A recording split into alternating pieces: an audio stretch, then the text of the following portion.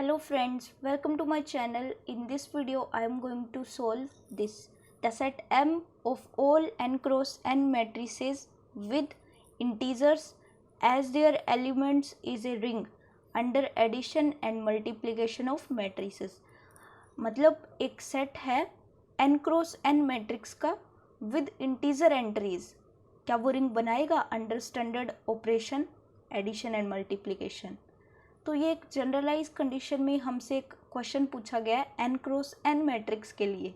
ये देखने से पहले मेरा एक सवाल बनता है आप लोगों से. आप लोग बताओ M2Z का मतलब है कि एक मैट्रिक्स है 2 क्रॉस 2 की विद इंटीजर एंट्रीज.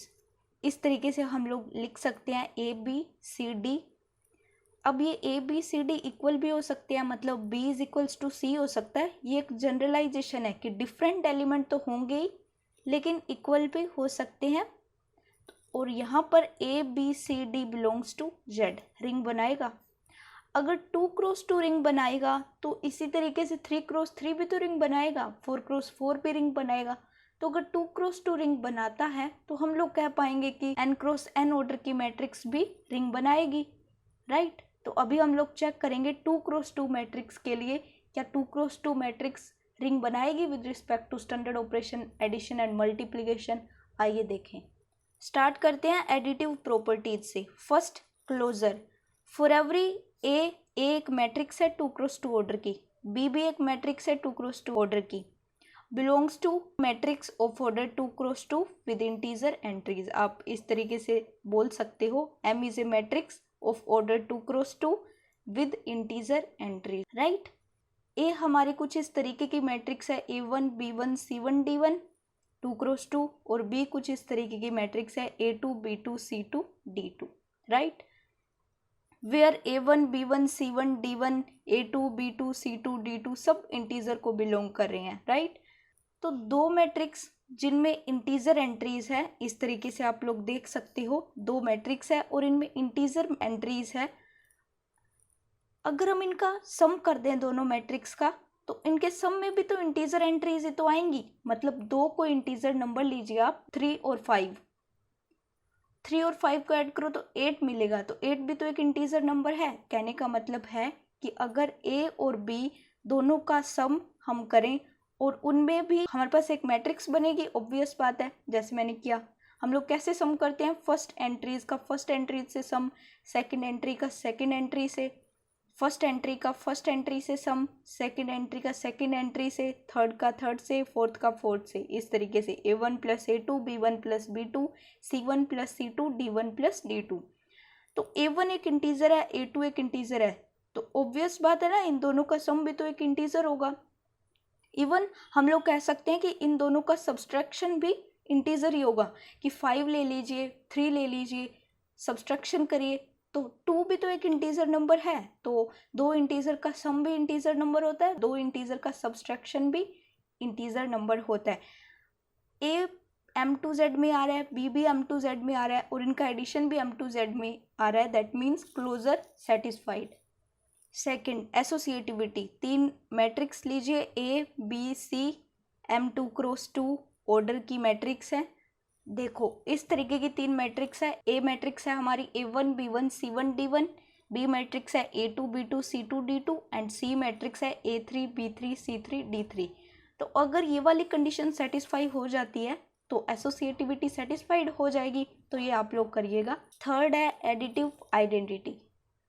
देखो, for every ABCD belongs to M2Z there exist, ये हमारा आइडेंटिटी मैट्रिक्स है E1 E2 E3 E4 belongs to M2Z such that, ये कंडीशन अगर सेटिस्फाइड हो जाती है तो ABCD plus E1 E2 E3 E4 is equals to ABCD. तो इस इक्वेशन से हम लोग E1 E2 E3 E4 की वैल्यू निकाल लें. देखो कैसे, इनका सम करिए, इन दोनों मैट्रिक्स का सम करिए. हम लोग अभी अभी करके भी आ रहे हैं. A plus E1 B plus E2 C plus E3 D plus E4 is equals to ABCD. अब हम लोग क्या करेंगे? अब ये दोनों मैट्रिक्स इक्वल है, इसका मतलब है कि फर्स्ट एंट्री के बराबर है, सेकंड के बराबर है, थर्ड के बराबर है, फोर्थ के बराबर है। तो यहाँ से हमारे पास 4 इक्वेशन बनेंगी। a plus e one is equals to A, b plus e two is equals to B, c plus E three is equals to C, d plus e four is equals to D. देखो a plus e one is equals to A, यहाँ से E one 0 आ जाएगा। एक ये equation है c plus E three is equals to C, e3 0, e2 भी 0, e4 भी 0। तो हमें 0 0 0 0 चारों एंट्री क्या मिली, 0 0 0 0। तो ये हमारी आइडेंटिटी हो गई एडिटिव आइडेंटिटी 0 0 0। जब हमने फॉर्मल डेफिनेशन पढ़ी थी तो हमने वहाँ पे देखा था एडिटिव आइडेंटिटी इज मोटा जीरो, कि मोटा जीरो कभी भी बदल सकता है। एंड दिस केस द मोटा zero will be like this 0 0 0 0। इसलिए वहाँ पर मैंने मोटा जीरो लिखवाया था, लाइट जीरो इसीलिए नहीं लिखवाया, राइट। ये हमारी आइडेंटिटी है एडिटिव आइडेंटिटी, तो इसे हम इस तरीके से लिख सकते हैं। एडिटिव इनवर्स भी सिंपल है। For every A B C D belongs to M two Z there exist, ये इनवर्स है X Y Z W, A B C D का इनवर्स इस तरीके से एग्जिस्ट करता है। अगर ये कंडीशन सेटिस्फाई हो जाए तो यहाँ भी सिंपल है, एक्स वाई जेड डब्ल्यू की हमें वैल्यू चाहिए तो हम लोग ऐड करेंगे A plus X, B plus Y, C plus Z, D plus W. तो उसी तरीके से ये ए प्लस एक्स 0 के इक्वल हो जाएगा, बी प्लस वाई 0 के इक्वल, सी प्लस जेड भी 0 के इक्वल, डी प्लस डब्ल्यू भी 0 के इक्वल। दैट मीन्स एक्स की वैल्यू माइनस ए, वाई की वैल्यू माइनस बी, जेड की value minus C and W की वैल्यू माइनस डी। तो हमें इनवर्स मिलेगा minus A minus B minus C minus D, 2 cross 2 matrix. कुछ इस तरीके का हमारे पास एडिटिव इनवर्स आएगा। इस तरीके से शो किया जा सकता है। Fifth property commutativity. 2 मैट्रिक्स लीजिए, दोनों को चाहे ऐसे जोड़िए चाहे ऐसे जोड़िए, सेम आएगा। ये खुद आप प्रूव कर सकते हो, सेम आएगा। 5 प्रॉपर्टीज फुलफिल हो चुकी हैं। That means M2 cross 2 order with Z entries with respect to standard operation plus abelian group बना रहा है, या फिर आप लोग कह सकते हो कम्यूटेटिव ग्रुप बना रहा है। Property number 6 closure. For every A B M2Z में है तो a इंटू बी भी M2Z में होना चाहिए, होगा। इसे भी आप लोग प्रूव करिएगा। Associativity. For every A B C M2Z में है और A कुछ इस तरीके की मैट्रिक्स है, B कुछ इस तरीके की और C कुछ इस तरीके की। Matrix multiplication is associative or not? Yes, it is associative. That means M2Z over multiplication is a semi group. Property number 8 distributive property. A into B plus C कर लीजिए या फिर A into B plus A into C कर लीजिए, ये भी satisfy हो जाएगी। All are satisfied. M2Z ring बना रहा है, इसका मतलब ये हुआ कि M2 cross 2 over Z entries ring बना रहा है। That means N cross N order की जो मैट्रिसेस होंगी विद इंटीजर एंट्रीज वो भी रिंग बनाएंगी। अब कुछ एडिशनल प्रॉपर्टीज की हम लोग बात कर लेते हैं। अब हमें देखना है कि M2Z क्या कम्यूटेटिव रिंग बना पाएगी।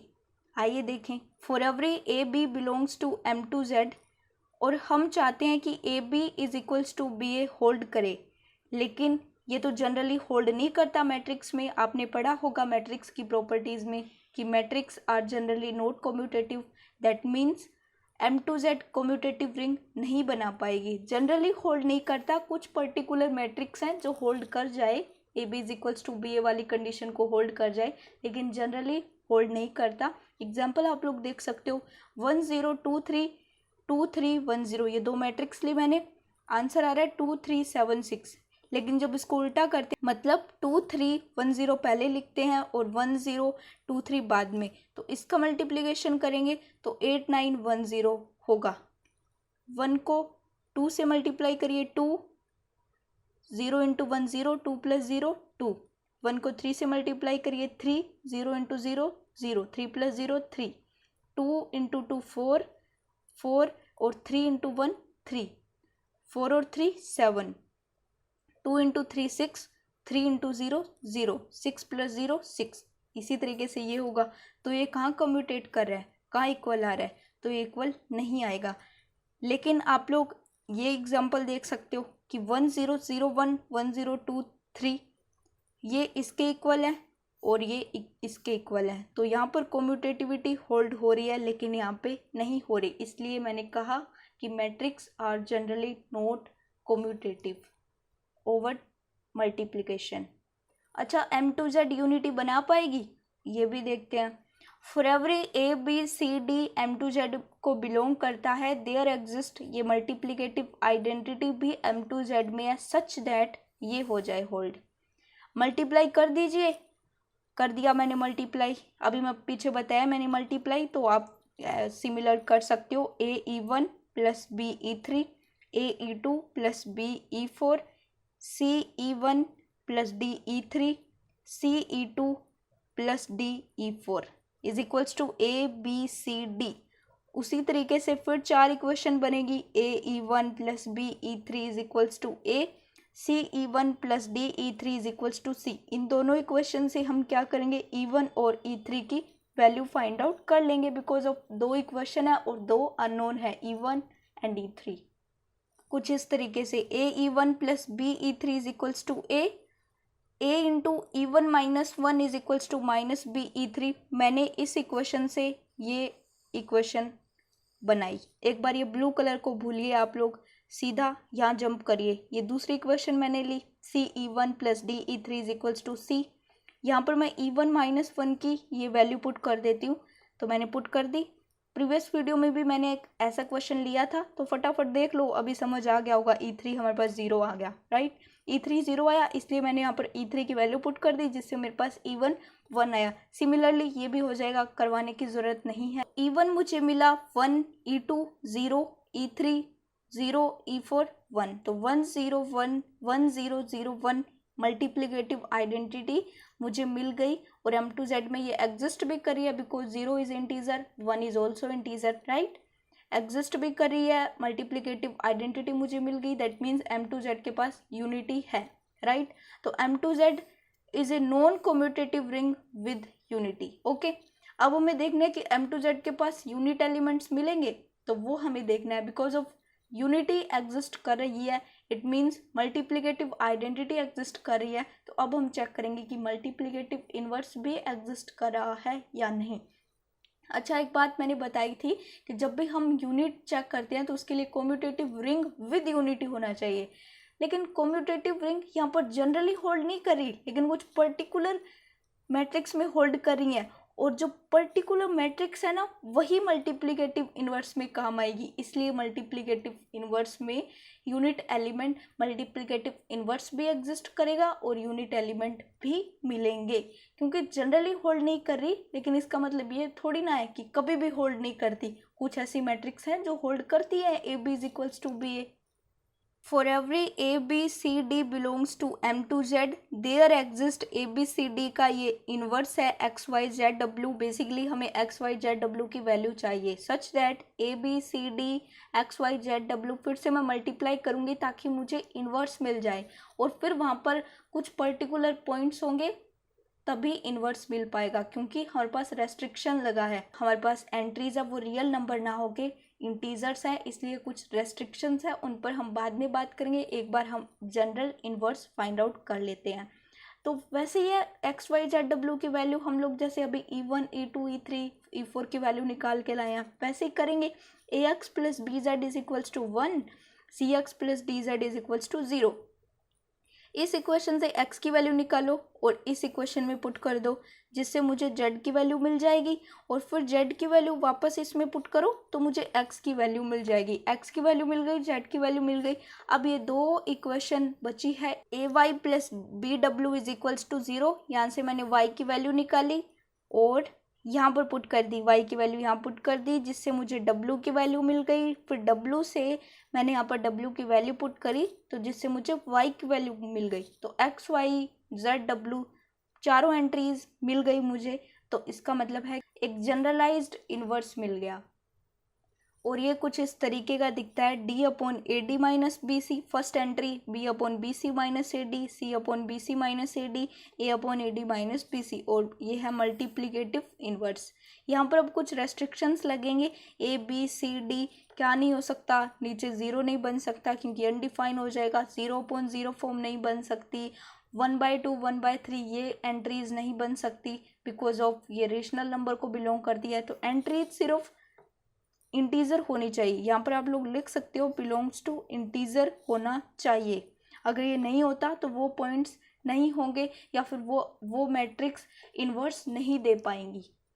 अब हम एक एग्जांपल लेते हैं। सपोज मैंने एक मैट्रिक्स ली, रैंडम एक मैट्रिक्स उठा ली मैंने 1 2 0 3, मुझे इसका इन्वर्स चाहिए, राइट। तो मैं इन्वर्स कैसे निकालूंगी, ये ए है मतलब ए की value 1, b is equals to 2, c is equals to 0 and d is equals to 3। A B C D की वैल्यू जब आप इसमें रखोगे तो आपको क्या मिलेगा, 3 2/3 0 1। तो ये इसका इन्वर्स तो एग्जिस्ट हो गया, लेकिन ये m2z में नहीं आ रहा क्योंकि 2/3 बिलोंग्स टू रेशनल नंबर।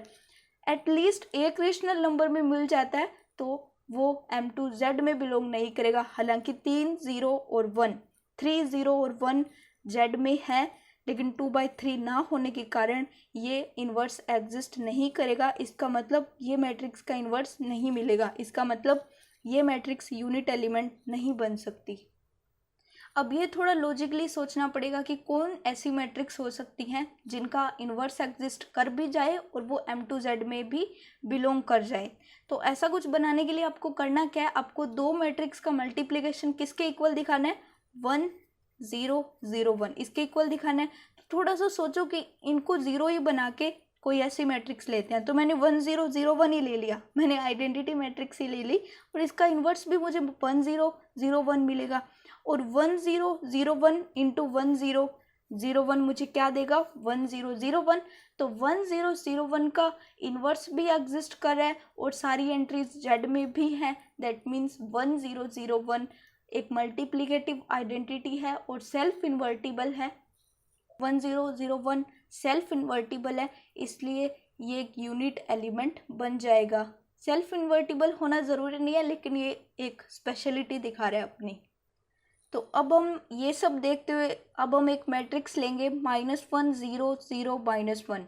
इसका इन्वर्स हमें -1 0 0 -1 ही मिलेगा। तो अगर -1 0 0 -1 इंटू -1 0 0 -1 इसका मल्टीप्लिकेशन देखें तो ये हमें आइडेंटिटी देगा, मल्टीप्लिकेटिव आइडेंटिटी। तो ये भी यूनिट एलिमेंट हो जाएगा। तो यहाँ से हमारे पास दो यूनिट एलिमेंट्स आए, 1 0 0 1 -1 0 0 -1। तो दो यूनिट एलिमेंट्स आ गए और हम खुश हो जाते हैं। और इस तरीके से भी हम लिखने लग जाते हैं फटाफट से कि a 0 0 a where a belongs to -1 1, right. लेकिन अगर आप देखो एक मैट्रिक्स में आपको बताती हूँ 0 1 1 0, इसका इन्वर्स क्या लगता है आपको, क्या होगा? तो इसका इन्वर्स भी 0 1 1 0 ही मिलेगा। और इन दोनों को मल्टीप्लाई करिए आप लोग एक बार, 0 1 1 0 इंटू 0 1 1 0 क्या आएगा multiplication, 0 into 0 1 into 1 1 plus 0 1, 0 into 1 0 1 into 0 0 0 plus 0 0, 1 into 0 0 0 into 1 0 0, 1 into 1 1 plus 0 1। तो इनका मल्टीप्लिकेशन भी मुझे मल्टीप्लिकेटिव आइडेंटिटी मिल रही है। सिमिलरली 0 -1 -1 0 लेकर आप मल्टीप्लाई करिए, 0 -1 -1 0, ये भी क्या देगा आपको, 0 1 देगा, 1 0 0 1। तो ये भी मल्टीप्लिकेटिव आइडेंटिटी मिल रही है। तो चार ऐसी मैट्रिक्स हैं जिनका इन्वर्स एग्जिस्ट कर रहा है और वो m2z में भी है। तो वो चार कौन कौन सी है, दो तो ये ऊपर मैंने लिखी है 1 0 0 1। अधिकतर क्या होता है कि कुछ लोगों के माइंड में नहीं आता कि ऐसी भी मैट्रिक्स हैं जो जिनका मल्टीप्लिकेशन हमें मल्टीप्लिकेटिव आइडेंटिटी दे देंगी, लेकिन कई बार होता है नहीं आता दिमाग में। दो ये यूनिट एलिमेंट है और दो ये यूनिट एलिमेंट है। कौन कौन से, मैं यहाँ पे लिख देती हूँ, 0 1 1 0 और -1 0 -1 -1 0, और वो भी साथ में लिख देती हूँ 1 0 0 1 और -1 0 0 -1। तो ये 4 यूनिट एलिमेंट हमें मिल गए। That is it for today. Thanks for watching. Bye.